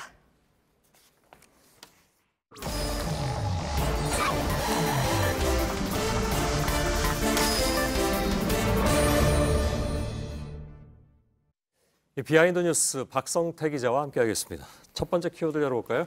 예, 첫 번째 키워드는 최우수 최교일입니다. 자유한국당 의원이요? 예. 요즘 뭐 안 그래도 이름이 많이 오르내리는데 최우수는 왜 붙었습니까? 수식어가 부적절하게 붙었다는 평가가 많은데요. 예. 지난 토요일 최교일 의원의 지역구인 경북 영주에서는 자유한국당 원내 지도부와 지역 주민, 정확히 말하면 당원들과의 대화가 있었습니다. 예. 그런데 김성태 원내대표가 사진을 한 장 보면 최교일 의원에게 저렇게 무슨 상을 건넵니다. 예. 저 상은 1월에 자유한국당 우수 의원상. 딱 한 명에게 주니까 최우수 의원상입니다. 예. 지난해 의정활동을 열심히 했다는 건데요. 지적하셨다시피 지금 최규일 의원은 서지영 검사 성추행 의혹에 대한 은폐 의혹을 받고 있는데 과연 1월 의정활동을 최우수로 해서 상을 줄만 하냐 약간 지적들이 나오고 있습니다. 예. 근데 우수 의원상은 뭐 기준이 있을 거 아닙니까? 제가 궁금해서 물어봤는데 사실 이전엔 없었습니다. 이전엔 전혀 없었어요? 예, 1호 의원으로 선정이 됐는데요. 예. 자유한국당 당에서 자체적으로 주는데 보다 정확히 말하면 원 내에서 주는 상입니다. 예. 그래서 당 관계자에게 물어보니까 김성태 원내대표가 취임 이후에 격려 차원에서 매달 한 명씩 우수 의원을 표창하기로 했고 어떻게 선정하냐 물어보니까 원내대표가 심사숙고해 선정한다고 밝혔습니다. 예. 보도에 따르면 김성태 원내대표는 3일 영주 주민과의 대화에서 최규일 의원을 향해서 앞으로 법무부 장관으로 모시게 될 분이며 당 차원에서 끝까지 보호할 것이다 이런 말도 했었는데요. 최 의원이 성추행 은폐 의혹을 받는 게 문재인 정부의 음모다라고 주장을 하고 그래서 보호하고 격려하는 차원으로 해석이 됩니다. 예. 하지만 최규일 의원은 이 사실관계에 대해서 묻는 기자들의 질문에 구체적인 사실관계를 밝히기보다는 호통친 일은 없다 이렇게 얘기한 바가 있는데 직접 들어보겠습니다. 예. 제가 아무리 생각을 해봐도 그와 관련해서 제가 뭐 호통을 치다거나 그런 기억이 없고요. 예. 우리 시청자 여러분들께서 이 우수 의원상에 대해서 어떻게 받아들일지 모르겠습니다. 예. 다음 키워드는요? 다음 키워드는 성희롱 법적 조치입니다. 예. 성희롱 법적 조치. 예. 류여의 전 자유한국당 최고위원이 홍준표 대표에 대해서 법적 조치에 들어갔습니다. 오늘 예. 손해배상 소송을 접수를 했는데요. 흔히 이렇게 소송을 접수할 때 서류 봉투 안에 소장을 집어넣는데 물론 서류 봉투 안에 소장도 집어넣지만 저 바깥에다가 크게 글씨로 손해배상 청구의 이유 5가지 혐의를 다 넣고 청구 금액 1억 원이라고 적혔습니다. 예. 기자들이 잘 보라고 저렇게 혐의까지도 밝혔습니다. 청구 금액이 1억 원이어서 제가 류 전 최고위원에게 왜 1억 원이냐 물어보니까 2천만 원씩 5개 해서 1억 원이라는 답이 돌아왔습니다. 그렇군요. 네. 홍준표 대표는 지금 다른 방송 한 군데를 가짜뉴스 생산지다 이렇게 찍어놓고 있잖아요. 예. 그래서 출입도 못하게 했고 뭐 그랬다고 들었는데 일단 류여해 전 최고위원이 홍 대표에게 먼저 소송을 건 상황이 됐네요. 예. 홍 대표가 가짜뉴스라고 주장하는 MBN의 뉴스는 인터넷 보도로 나왔었는데요. 예. 당시 제목은 이렇습니다. MBN에서 나중에 정정 보도까지 내긴 했는데 수년간 홍 대표에게 수년간 성희롱 당해왔다라는 류여의 전 최고위원의 주장을 제목으로 한 건데 당시에 틀린 부분은 수년간입니다. 예. 홍 대표가 류 전 최고위원을 안 지 1년도 안 됐는데 무슨 수년간이냐. 이게 오보고 가짜 뉴스라는 건데 이 부분은 류 전 최고위원도 인정하고 MBN에서도 정정 보도문을 냈습니다. 예. 그런데 류 전 최고위원의 주장은 홍준표 대표가 계속 가짜 뉴스라고 강하게 주장을 하다 보니까 마치 성희롱했다는 그 주장 자체도 가짜 뉴스처럼 프레임이 걸려 있어서 이런 오해를 불식시키기 위해서 이번에 법적 조치에 생각보다 좀 빨리 들어갔다고 얘기를 했습니다. 예. 류 전 최고위원은 또 홍 대표가 성희롱 개념을 잘 모르는 것 같아서 이번 법적 조치로 그런 부분도 좀 알았으면 싶다고 덧붙였습니다. 예. 하여간 두 사람은 계속 뉴스를 만들어내긴 합니다. 예. 홍 대표는 대응을 하기를 저녁거리고 있는데 어쨌든 류 전 최고위원이 계속 만들어내고 있습니다. 예. 마지막 키워드 볼까요? 네. 마지막 키워드는 10시간 만에 복귀입니다. 누가 어디 나갔었습니까?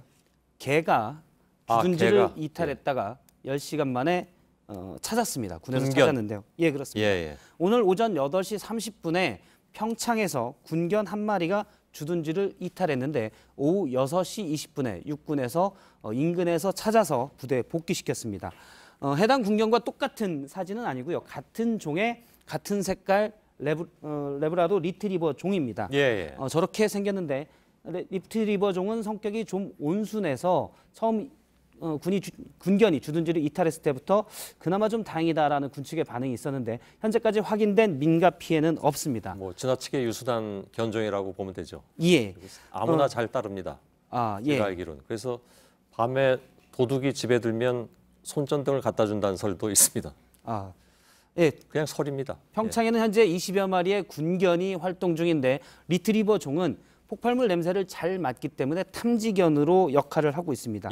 군견 타령은 사실 군에서도 흔치 않은 일이어서 군견의 타령이 오늘 오전에 많은 사람들의 관심을 끌었는데 일부 사람들은 고참 군견으로부터 혹 가혹행위가 있었냐 아니면 얼마나 군생활이 힘들면 군견도 타령했냐 이런 반응도 있었는데요. 특히 군견도 평창을 견디지 못했다 하면서 군견 타령을 마치 정치 이슈화하는 반응들도 꽤 있었습니다. 그런가요? 예. 근데 왜 그러면 타령을 했다고 합니까? 군견이 타령 이유를 스스로 명확히 밝힐 수 없기 때문에 이 부분에 대해서는 추론만 가능합니다. 다만 제가 확인한 바에 의하면 아침 업무 전에 군견에게 물을 주는 과정에서 군견이 타령을 했다고 합니다. 정확한 타령 배경에 대해서는 좀 배경들이 더 나와야 될 것 같은데요. 군견 업무 규정에 따르면 군견 막사 근처에는 다른 견, 규정에는 잡견으로 표현이 되어 있는데요. 다른 견을 얼씬도 못하게 합니다. 얼씬하게 될 경우 군견이 심리적 동요를 일으킬 수 있어서 그런 건데 이 때문에 군 관계자는 군견이 엄격한 훈련소에서만 생활하다가 이번 평창 올림픽 때문에 아무래도 민가 비슷한 곳에 나와 있다 보니 호기심이 생겨서 타령하지 않았을까라고 추론을 했습니다. 굉장히 열심히 취재했네요. 알겠습니다. 그런데 그 군견은 왜 다른 개를 잡견이라고 표현한 건 물론 박 기자가 한 건 아니죠? 그 규정에 그렇게 되어 있는 건가요? 제가 규정 원문을 확인하지 못했지만 이전 보도들에 따르면 규정에서 잡견으로 표현한다라고 되어 있습니다. 그런가요? 이게 뭐 이렇게 우열을 나타내기보다는 군견이 아닌 견으로 해석하는 게 맞는 것 같습니다. 그 표현은 좀 다른 견주들이 듣기에는 좀 과한 것 같습니다. 알겠습니다. 박성태 기자였습니다. 네, 내일도 많이 춥겠습니다. 서울의 아침 기온 영하 14도, 부산 영하 9도로 떨어집니다. 전남과 제주에는 내일까지 최고 7cm의 눈이 온다는 예보입니다. 자, 끝나면 소셜 라이브를 진행하겠습니다. 오늘은 특별히 부산, 대구 등 우리 지역에서 열심히 뛰고 있는 기자들이 와서 특히 이제 지난번에 있었던 여러 가지 큰 화재 사건 뒷얘기들을 좀 전해드릴 예정입니다. 저희들은 내일도 최선을 다하겠습니다. I haven't ever really found a place that I call home. I never stick around quite long enough to make it. I apologize once again, I'm not in love.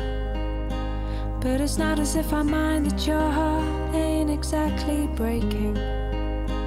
It's just a thought, only a thought. But if my life is for rent and I don't